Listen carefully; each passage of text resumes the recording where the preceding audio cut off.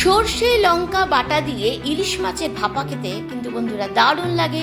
কিন্তু এই ভাপা খেলে অনেকেরই শরীরে অম্বল গ্যাসের প্রবলেম হয়। হ্যাঁ বন্ধুরা, অম্বল গ্যাসের প্রবলেম থেকে বাঁচতে আজকের আমার এই স্পেশাল ইলিশ ভাপা, যেখানে আমি নিয়েছি পোস্ত, রসুন, কাঁচা লঙ্কা এবং সর্ষে।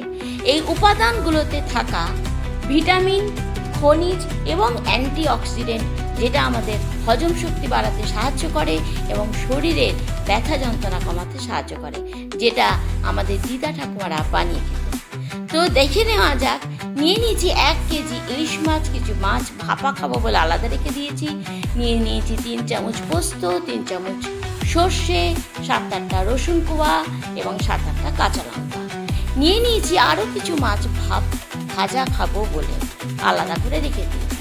জাস্ট যেমন দিদা ঠাকুমারা করতেন, শিলনোড়াতে রসুন, লঙ্কা, পোস্ত এবং সর্ষে হালকা একটু লবণ দিয়ে পিষে নিয়েছি। নিয়েছি 2 চামচ লবণ, 2 চামচ লঙ্কার গুঁড়ো এবং 1/2 চামচের থেকেও কম একটু হলুদ। এই ক্ষেত্রে বন্ধুদেরকে বলে রাখি, ইলিশ মাছ ভাপাতে অবশ্যই হলুদটা একদম যথ সামান্য দিতে হবে, মানে একদম কোয়ার্টার ভাগের থেকেও কম কিন্তু হলুদটা দিতে হবে।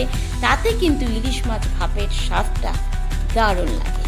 তো চলুন, এইভাবে পুরো মশলাগুলোকে ভালো করে সব দিয়ে দেওয়ার পর আমি একটা থালার মধ্যে সমস্ত মাছগুলোকে ভালো করে এপিট ওপিট করে মাখিয়ে নিয়েছি, যাতে পুরো মশলাগুলো ইলিশ মাছের মধ্যে ঢুকে যায়। এরপরে একটা টিফিন বক্সে প্রায় 7 থেকে 8 চামচ কাঁচা সর্ষের তেল দিয়ে মাছগুলোকে বসিয়ে দিয়েছি এবং মাছগুলোকে দিয়ে দেওয়ার পর সমস্ত মশলাগুলোকে এর মধ্যে, থালায় লেগে থাকা সমস্ত মশলাগুলোকে এর মধ্যে দিয়ে দিলাম।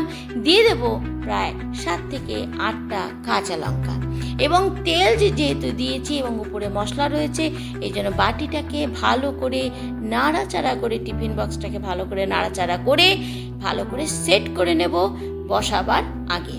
তো এইভাবে আমি ভালো করে সেট করে নিলাম। এরপরে এটাকে ঢাকনা দিয়ে টিফিন বক্সটাকে কড়াইতে বসিয়ে দিলাম। হ্যাঁ বন্ধুরা, কড়াইতে জল গরম বসিয়ে দিয়েছিলাম। সেই জল গরম হয়ে উঠলে কিন্তু যে টিফিন বক্সে মাছটা রয়েছে, সেই ভাপে, জল গরমের ভাপেই কিন্তু আমার ইলিশ ভাপাটা তৈরি হয়ে যাবে এবং ফ্রাই প্যানে ঢাকনা দিয়ে ঢাকা দিয়ে দিয়েছি। প্রায় আধা ঘন্টার মধ্যে আমার এই ইলিশ ভাপা তৈরি। দেখুন বন্ধুরা, চেহারাটা কত সুন্দর এসেছে। তো অতি সুন্দর এবং দুর্দান্ত স্বাদে ইলিশ ভাপা এইভাবে তৈরি হয়ে যায় এবং যেটা কিনা ভীষণই স্বাস্থ্যকর। তো আমি বলবো, নতুন পুরাতন সবাই এইভাবে ইলিশ মাছের ভাপা বানিয়ে খান, যেটা আমাদের শরীরের জন্য ভীষণই উপকারী।